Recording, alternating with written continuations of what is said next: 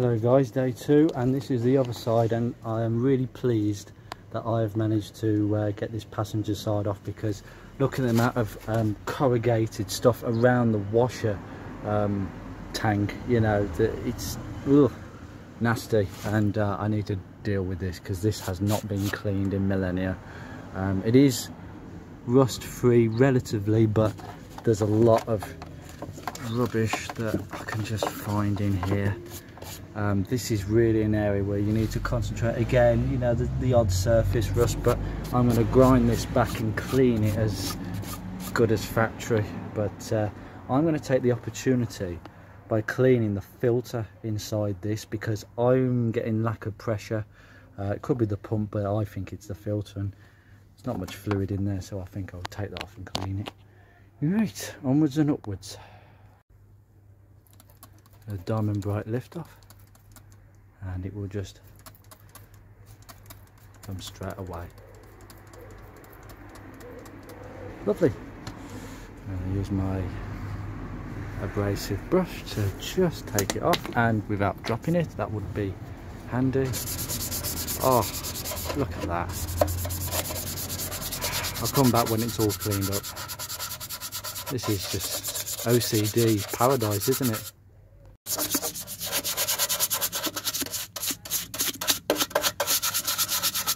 Back to factory, nice and clean. Look at that. That is just beautiful to see underneath. Must be really satisfying with like barn finds that are like this, covered in years of grime, but underneath pretty solid, like this, really, just so well preserved. I'd say the washer pump keeping things dry on this side by blocking water from shooting up, because it sits here. This bit is particularly pristine. Okay, this is the end of the day for me. I have literally got a jet washer and literally jet washed a ton of crud stuck in this rail.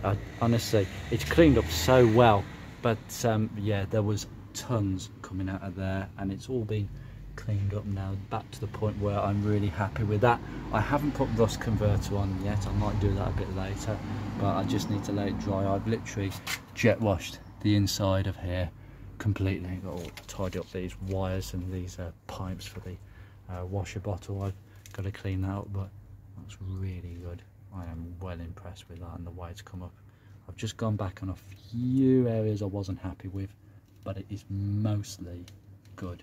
This is the area where it tends to go on these, on this side. Again, around the seam down here, it's all pretty good. Cool. Right, see you guys. Alright folks, it's the morning after, and as you can see, the rust killer reacts, turns black and blue in certain places. It turns to a powder in the places where it's not needed. It's quite handy. I did some up there as well, just a little bit in the corners up there where you can't. There we go. But this is all, as you can see, look inside the actual the actual reinforcer part. Look at that, all nice and clean. The water goes through that bit, comes down here, and then goes into a downside piece. But this is really neat. And as I say, it's reacted a lot at the bottom there, but look how clean. Yeah, sorry about that. The next stage, I've cleaned these wires up. I'm going to put some more contact tape on this section going to the washer pump. And the washer pump, there's a little piece of insulation that seems to want to come out, so I've glued it back on and cable tied it. That is actually quite important, so it sits nice against the washer bottle. The washer bottle has been completely cleaned with spirits, and it's come up so well. It's untrue. It was old overspray paint from the factory and underseal that I've previously sprayed on. That's all cleaned. What else? There was this. It's here. The filter, which is completely see-through, as you can see. It wasn't before. I was probably getting about 50% flow through that filter before, So I'd like to know what sort of effects that would have on the washer, the actual washer assembly. Hopefully the motor hasn't worked too hard. I mean, ideally it's a difficult thing to access without the wing, with the wing in place, but mine works perfectly fine. There is a bit of congealed, you can see it's congealed at the bottom there, but you can't really do anything about that as such. Just give the light. Nope, can't see in. Never mind. Okay, onwards and upwards. I'm going to start spraying. This is the factory primer. It's really good. I'm only going to go with zinc at the bottom in places, and the places where I've actually done some rust killer.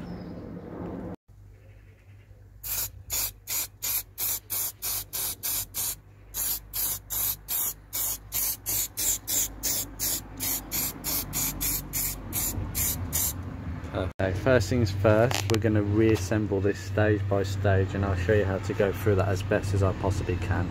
So first of all, this right hand pipe, okay, this goes to the right hand side of the motor when it's mounted on here, and I'll show you that in a second. This is the left hand side, okay, that's important not to get that confused. Now this wiring here is hooked up on here, and I'm going to work out how to do that in a second. The washer bottle, okay, now that's installed, and I'm going to take this off and push this into place, and then we'll start reassembling. Right, as far as mounting the washer bottle, I've just pushed the pump into place. The seal is really good, so it was quite a tight fit pushing that back in. There are two mountings, one there which hooks up to focus. Won't focus in today, that clip there, which looks a bit butchered because it is. I have put the funnel back in place. That is there to support the washer bottle, and I'll explain that in a second. So just put it through with the bolt, okay? Don't have to tighten up the bolt fully. I've put the wiring back into that grommet there, so you've got your side light and you've got your washer pump, okay? Now the other mounting, which is here, God's sake, my camera skills are not very good today. Many apologies. There you go. There's the bottom, okay? And that bottom fixing goes through here, okay? So this is where it's mounted. These pipes, you've got the left hand one, you've got the right hand one, and I'll show you which way they go on the pump. It's very self-explanatory, but you must make sure that these wires go over the pump, because that clips into the pump. Now there's a fix in here which secures the back of the wing to the body, and you can't get at that fixing properly if the washer bottle is fully in place. So for the moment we're leaving this bottom bolt out so we can fix the wing on. You have to do this in a certain order, and this is how it's done.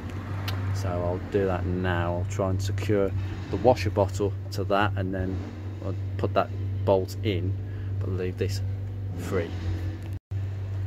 Okay guys, now you can see it's secured. Now I would advise, when you're trying to get the funnel to go through onto the washer pump, the washer bottle, sorry, you put some silicone on the seals so they slip together nicely.